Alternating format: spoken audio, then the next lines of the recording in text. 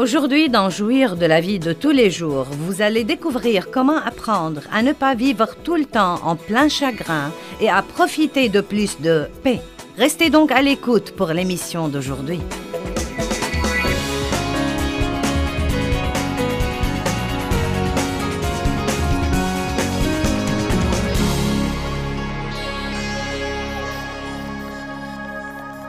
J'aimerais que nous nous débarrassions de l'excuse qui dit « c'est vraiment trop dur ». Je crois qu'il nous est impossible de comprendre combien de choses nous gâchons dans nos vies parce que nous nous sommes complètement convaincus que c'est vraiment trop dur et que nous n'y pouvons rien. Maintenant, écoutez-moi. Je vous aime beaucoup et c'est pourquoi je fais ça et je suis là. Sinon, je me serais déjà acheté un fauteuil à bascule pour balancer mes petits-enfants quelque part. Je suis là parce que je sais ce que le diable peut faire aux gens s'ils ne savent pas la vérité. J'en ai vu de dur dans ma vie et je crois que Dieu m'a donné le don pratique de communiquer avec les gens d'une façon qui, j'espère, ne vous semble pas trop spirituelle et trop utopique, mais que vous pouvez prendre à la maison et commencer immédiatement à l'appliquer dans votre vie. Et croyez-moi, tout ce que la Bible vous dit de faire, quels que soient les commandements de la Bible, que ce soit pardonner aux autres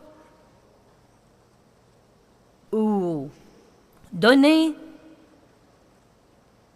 ou espérer en Dieu ou quoi que ce soit, tout ce que la parole vous dit de faire, vous pouvez le faire. Nous aimons parler de Philippiens 4,13 et le citer. Citons-le donc dans cette situation. Je peux tout faire. Nous l'utilisons non seulement quand nous voulons bâtir un ministère mondial. Oui, je peux faire ça, je veux marcher sur la mer, je veux être un homme ou une femme de foi. Mais encore, quand nous avons envie d'assommer quelqu'un, ou quand nous entrons dans une pièce et que la dernière personne au monde que nous voudrions voir est là, et nous nous disons « Ne me dis pas, Dieu, qu'elle est là, je ne supporte pas ça. » Pas question. Eh bien, si j'avais su qu'elle serait là, je ne serais sûrement pas venue. Maintenant, vous comprenez, je lui ai vraiment pardonné. J'ai prié la prière officielle du Seigneur. Je te pardonne et je t'aime avec l'amour du Seigneur. J'en ai assez de ces trucs-là. Oui, oui, sœur, je t'aime avec l'amour du Seigneur. Mais vous médisez d'elle dans son dos. Vous l'évitez, vous l'ignorez, vous êtes dévoré de jalousie quand vous apprenez qu'elle a été bénie. Et vous pouvez à peine supporter les gens quand vous entendez quelqu'un dire du bien de quelqu'un qui vous a blessé. Et il vous est presque impossible de ne pas dire « Eh bien, vous ne savez pas ce que je sais moi-même. » Laisse-moi te dire une chose. Maintenant, tu comprends. Je ne te dis pas ça que pour prier.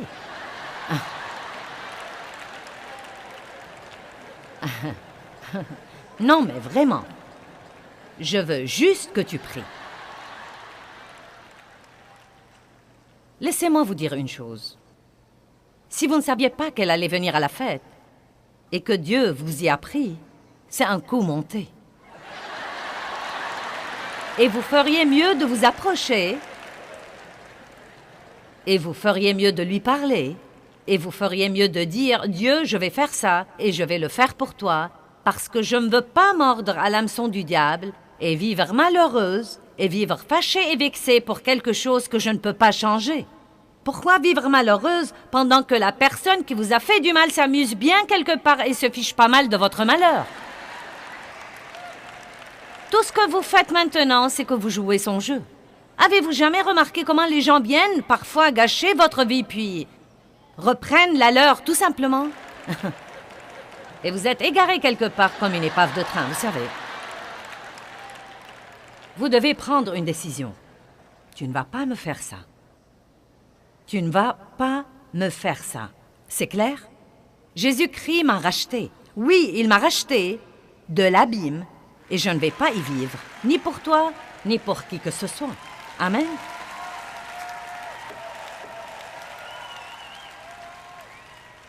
Vous savez, je crois qu'être susceptible et facilement offensé est une mauvaise tendance. Je ne crois pas qu'il y ait de la piété là-dedans. La Bible dit que l'amour n'est pas susceptible, et nous pensons qu'il n'y a pas de mal à ça. Eh bien, je suis susceptible. N'est-ce pas? Ouais, je suis une de ces personnes sensibles et susceptibles.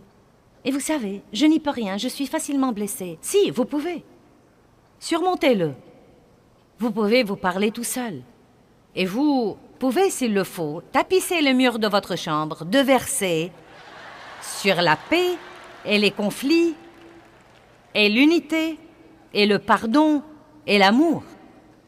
Combattez avec la parole de Dieu. Jacques chapitre 4, verset 6 m'a été d'un grand secours dans les premières années de ma vie avec Dieu. Et c'était avant de bien comprendre la grâce de Dieu. Mais c'était un des versets que Dieu m'a donné pour m'aider à comprendre la grâce de Dieu. Vous voyez, quand je suis blessée et fâchée et offensée et vexée, je peux m'en remettre, mais je ne crois pas que ce soit possible pour la détermination seule ou par la décision seule. Je crois que je dois recevoir la grâce de Dieu et sa puissance pour le faire. C'est pourquoi Hébreux 12, 15 dit « Faites attention les uns aux autres, prenez garde et veillez à ce que nul ne se prive de la grâce de Dieu, à ce que nul ne permette à la racine d'amertume et de ressentiment de s'enraciner en lui. » Donc il dit essentiellement, si je sais que quelqu'un vous a blessé depuis déjà une semaine et vous ne vous en remettez pas, et que vous en parlez toujours et que ça vous pose un problème, je devrais peut-être vous aider un petit peu dans votre vie spirituelle en vous encourageant à passer du temps avec Dieu pour recevoir assez de grâce, pour vous en remettre et aller de l'avant. Eh bien, j'ai lutté avec beaucoup de choses, et j'ai essayé de pardonner, et j'ai essayé d'être gentille, et j'ai essayé de me taire, et j'ai essayé d'avoir de bonnes pensées, et j'ai essayé, et j'ai essayé, et j'ai essayé. Et je suis finalement tombée sur Jacques chapitre 4, à partir du premier verset, d'où viennent les luttes et les querelles parmi vous. D'où proviennent les luttes et les querelles? N'est-ce pas de vos passions qui combattent toujours dans vos membres? Vous êtes jaloux et vous convoitez ce qu'ont les autres, et vous ne possédez pas. Et alors vous devenez meurtrier, car haïr est un meurtre pour vos cœurs. Wow! Qui peut dire wow? Vous avez d'ardents désirs et vous ne pouvez pas obtenir. Vous contestez donc et vous faites la guerre. Arrêtez-nous là pour un instant. Il dit, pourquoi toutes ces disputes, ces conflits, ces querelles, ces désaccords? Pourquoi ceux qui ont le Christ comme sauveur ne sont-ils pas heureux? Pourquoi ne marchent-ils pas dans l'amour? Pourquoi ne sont-ils pas contents? Et il dit, voici ce dont il s'agit. Il y a tous ces trucs que vous voulez et que vous n'avez pas. Et vous êtes jaloux de ceux qui les ont. Vous enviez ceux qui ont ce que vous voulez. Soyons honnêtes. Nous voyons la beauté des autres et nous leur envions leur beauté, et nous leur envions leurs cheveux, et nous leur envions leur voiture. Et nous leur envions leur ministère, et c'est une chose après l'autre. Nous leur envions leur liberté, nous leur envions leur vie de prière. Allez, je ne me parle pas toute seule. Et nous voulons ce que les autres ont. Et donc nous avons tous ces trucs qui se passent à l'intérieur de nous, et parfois nous ne pouvons même pas les aimer parce qu'ils ont ce que nous voulons.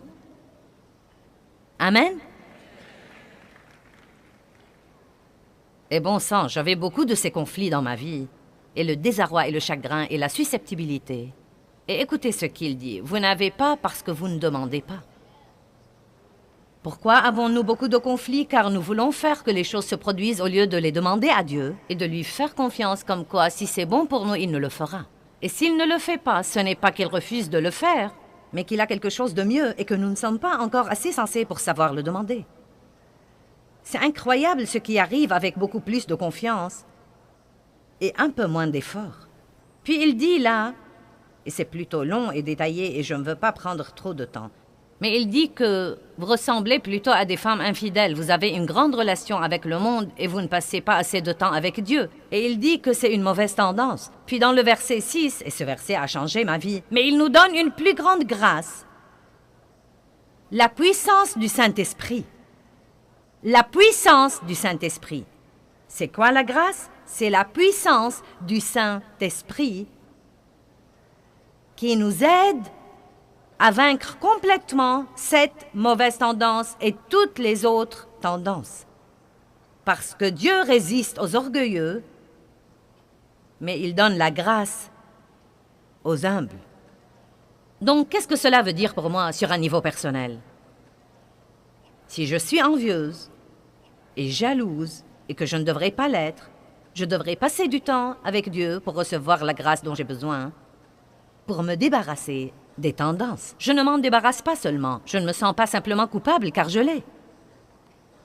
Mais je consacre un temps, que ce soit 5 minutes dans la salle de bain ou 1 heure dans mon cabinet de prière, et je prie pour cette chose. Dieu, tu dois m'aider. Aide-moi, Dieu. Aide-moi, aide-moi. Je ne veux pas être comme ça. Je ne vais pas être comme ça. Je refuse d'être comme ça. Je ne peux pas écouter les mensonges du diable. Eh bien, c'est vraiment trop dur, et ce n'est pas bien, et ce n'est pas juste, et vous ne comprenez pas, et je n'y peux rien. Je suis une personne susceptible. Vous tournez et tournez et tournez autour de la même montagne. Vous devriez dire, je peux faire tout ce que Dieu me dit de faire par le Christ qui me fortifie. Il me donne la grâce pour tous les jours de ma vie. Et non seulement la grâce, mais grâce sur grâce sur grâce sur grâce. S'il vous plaît, croyez-moi, quel que soit ce qui se passe dans votre vie, Dieu vous donnera la capacité d'être dans cette situation et de marcher dans le fruit de l'esprit et d'avoir toujours la joie et d'avoir toujours la paix si vous apprenez à demander son aide et à arrêter d'essayer de faire les choses vous-même. Mais tombez à ses pieds et dites, Dieu, tu dois m'aider. Tu dois m'aider, tu dois m'aider, tu dois m'aider. Je ne sais pas pourquoi en particulier. Eh bien non, mais je sais pourquoi. Vous visitez quelques endroits et vous sentez une opposition spirituelle différente de celle que vous sentez ailleurs. J'ai arrêté il y a longtemps d'essayer de comprendre pourquoi. Je pensais au début que c'était moi. Qu'est-ce qui ne va pas chez moi? Il y a quelque chose qui ne va pas chez moi. Où est mon onction? Qu'est-ce qui ne va pas chez moi? Et pour une raison ou une autre, ça a été un peu plus dur que d'habitude pour moi, ici ce week-end. Et Darlene a dit la même chose. Maintenant, ça ne veut pas dire que c'est une mauvaise ville et qu'il y a un tas de trucs terribles qui ont lieu là. Cela veut dire simplement s'il y a une sorte d'opposition ici que nous n'avons pas rencontrée dans la dernière ville que nous avons visitée. Et donc, j'ai dû me cramponner davantage à Dieu. Et j'ai dû... Non, mais même pendant l'adoration, je priais, Dieu, tu dois m'aider. Je me sens aussi loin comme bois mort. Aide-moi, Dieu, aide-moi, aide-moi, aide-moi. Eh bien, vous savez quoi? J'adore quand j'éprouve toutes les sensations. Oh, oh, de l'onction. Mais je ne dis pas que je ne vais pas prêcher parce que je ne les éprouve pas. Donc, ce que je fais, c'est de retrousser mes petites manches spirituelles. Et vous ne me voyez pas le faire. Mais c'est comme si je disais, eh bien, d'accord, diable, tu veux un combat et tu l'auras. Car je vais faire ce que je suis venu ici pour faire.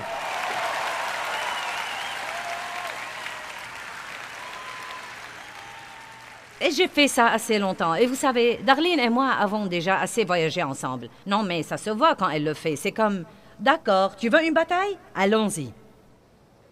Et vous priez encore plus fort. Et vous allez tous avoir des jours comme ça dans votre vie. Et laissez-moi vous dire ce qui arrive. En un temps pareil, je suis un peu plus susceptible. C'est plus facile de blesser mes sentiments. Donc le diable lance cette petite chose contre moi pour faire empirer les choses. Et vous savez, peut-être qu'il y a quelque chose que quelqu'un fait parfois et qui vous embête et qu'il n'a pas fait depuis 10 ans et il le fera aujourd'hui, car aujourd'hui est le jour où vous ne le voulez pas.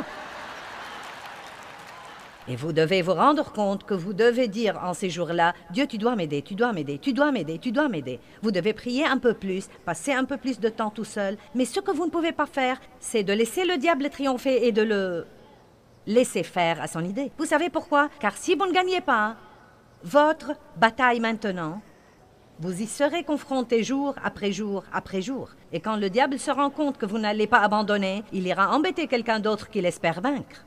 Allez, est-ce que quelqu'un a un peu de détermination sainte ce soir pour faire ce que Dieu veut qu'il fasse de la façon dont Dieu veut qu'il le fasse? Que tout le monde dise, je ne vais pas vivre en colère. Je refuse de vivre en colère.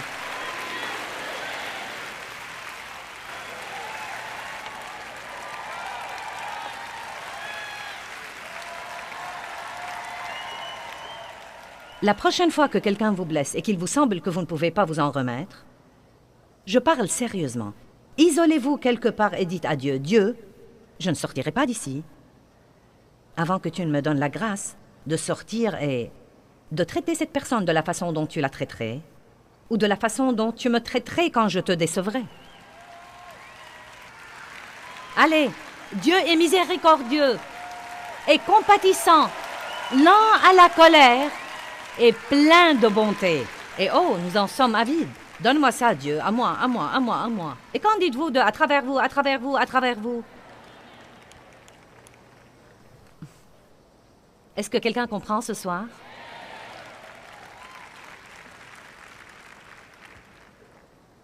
J'aimerais aller à Deutéronome 30 parce que si je ne vous le montre pas, vous n'aurez pas l'effet que j'aimerais que vous ayez.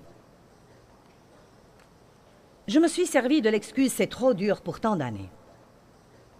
En fait, je ne sais pas si vous le savez ou pas, mais c'est une des plus grandes excuses des gens.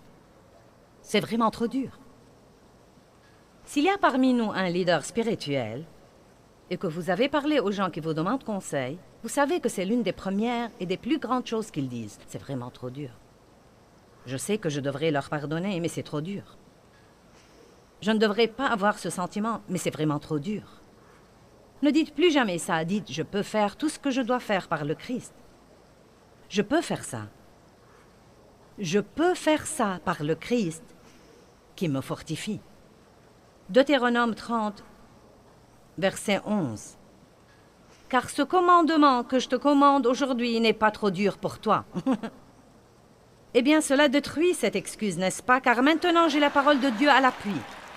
Vous voyez? Car ce commandement que je te commande aujourd'hui n'est point au-dessus de tes forces et hors de ta portée. Ce n'est pas un secret dans les cieux pour que tu dises « Qui montera dans les cieux et le prendra pour nous ?» Et il n'est pas au-delà de la mer pour que tu dises « Qui passera pour nous au-delà de la mer et le prendra pour nous afin que nous l'entendions et le pratiquions ?» La réponse est dans le verset 14. Mais la parole est très près de toi, dans ta bouche et dans ta pensée et dans ton cœur. Pourquoi? Pour que tu la mettes en pratique. Pour que tu la mettes en pratique. Comment pouvez-vous faire ce que Dieu vous demande de faire? Non pas en trouvant des excuses et en disant « je ne peux pas », ni en étant mené par vos sentiments et vos émotions, mais en gardant votre cœur rempli de la parole, et en gardant votre bouche remplie de la parole, et en gardant votre pensée remplie de la parole, parce que la parole de Dieu, maintenant écoutez-moi, la parole de Dieu a une puissance inhérente à elle qui vous permet de faire tout ce que Dieu vous demande de faire si vous comptez sur la parole et non pas sur vous-même. Tout ce dont vous avez besoin est dans la parole.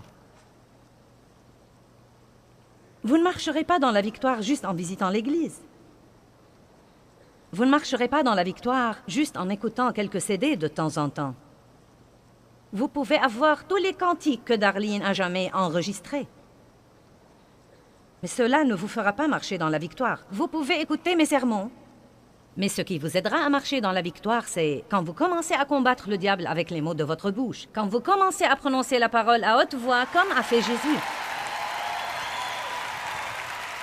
Luc 4. Jésus fut conduit par l'Esprit dans le désert où il fut tenté par le diable pendant 40 jours. Et lorsqu'ils furent accomplis, quand Jésus avait faim et il était fatigué et à bout de force, c'était un de ces jours comme les jours dont je vous ai parlé. Le diable l'a tenté. Il n'est pas bête, il choisit son temps. J'ai lu quelque chose de très intéressant cette semaine. Et j'ai trouvé que c'était très bon. Vous savez, nous avons un vrai problème aujourd'hui avec les gens. En fait, personne ne tolère la solitude. Les gens veulent être occupés et faire quelque chose et avoir un genre de bruit tout le temps, la télé, la radio, les bandes, la musique, ceci, cela, quelque chose d'autre. Mais nous avons besoin de solitude. Nous avons besoin de tous ces autres trucs, mais nous avons également besoin de solitude, de calme et d'être seuls. Nous avons besoin de tout éteindre et de permettre à l'Esprit de Dieu de nous toucher. Et je n'ai pas encore lu assez à ce sujet pour en parler intelligemment, mais c'était juste une partie d'un livre que je lis. J'ai trouvé que c'était très bon. Il dit « Quand les gens se calment et qu'ils n'ont rien à faire, Maintenant, ce sont des gens qui ne connaissent pas la parole et dont la pensée n'a pas été renouvelée ou qui n'agissent pas en conséquence.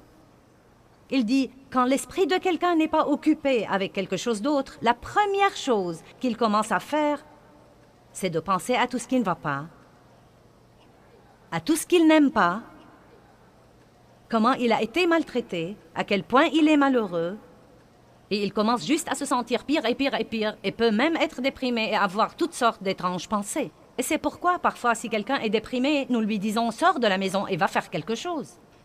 C'est incroyable ce que vous pouvez être de mauvaise humeur, et tout d'un coup, vous allez quelque part, et vous savez, vous redevenez comme un petit campeur heureux. C'est tout ici, dans la tête. C'est ce que nous font nos pensées. Ce n'est pas étonnant que la Bible dise de méditer la parole de Dieu jour et nuit. Cela ne veut pas dire que vous ne pouvez pas penser à autre chose, mais que vous devez passer du temps à méditer la parole et à tourner et retourner ces versets dans votre esprit. Si vous êtes une personne susceptible, ne dites pas 400 fois par semaine « je suis susceptible ».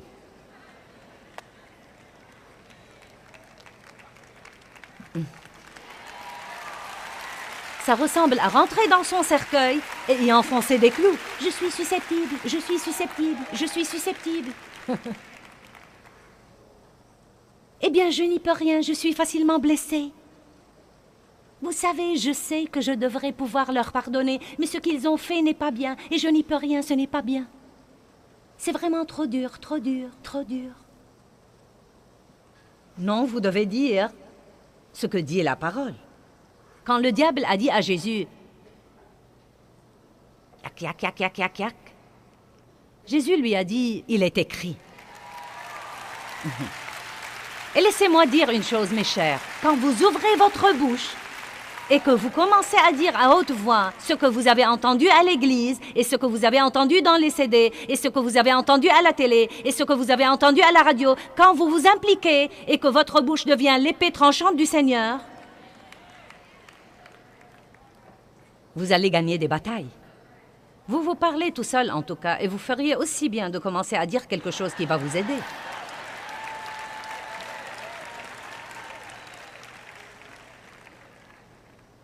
Eh bien, je ne comprends pas la méditation. Je ne sais pas si je peux faire ça.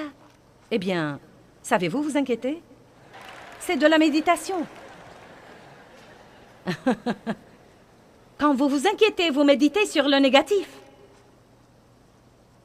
Et vous savez, nous craignons la méditation parce que nous entendons dire qu'elle est liée aux religions de l'Est et au Nouvel Âge. Vous savez, quelqu'un m'a posé une question. Dernièrement, nous recevons ces petites questions demandées à Joyce auxquelles je réponds. Et l'une d'elles était, vous savez, et la méditation alors? Certains disent de la pratiquer, d'autres disent de s'en éloigner. J'en ai plutôt peur. Que dit la Bible à ce propos?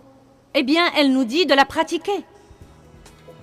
Josué 1,8 dit « Médite la parole de Dieu jour et nuit pour agir fidèlement selon tout ce qui y est écrit. »